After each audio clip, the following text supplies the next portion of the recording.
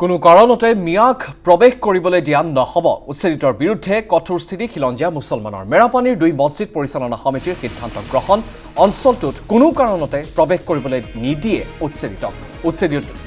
উচ্ছেদলৈ আদৰণি খিলঞ্জীয়া মুছলমান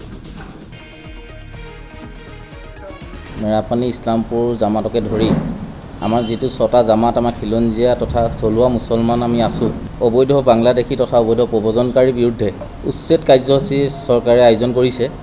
এই কাৰ্যসূচীক আমি পূৰ্ণতাই সমৰ্থন আগবঢ়াইছোঁ।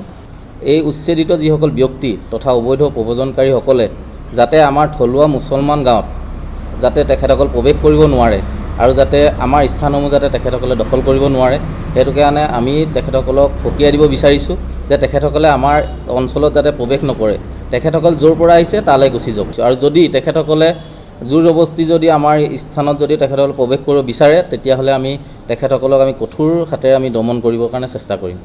অসমৰ মাননীয় মুখ্যমন্ত্ৰী হিমন্ত বিশ্ব শৰ্মা ডাঙৰীয়াই যে যি ধৰণৰ কাৰ্যসূচী হাতত লৈছে এইটো অনাগত দিনতো যাতে তেখেতে এই কাৰ্যসূচী হাতত ৰাখে এইটোৱে আমি অনুৰোধ জনাব বিচাৰিছোঁ।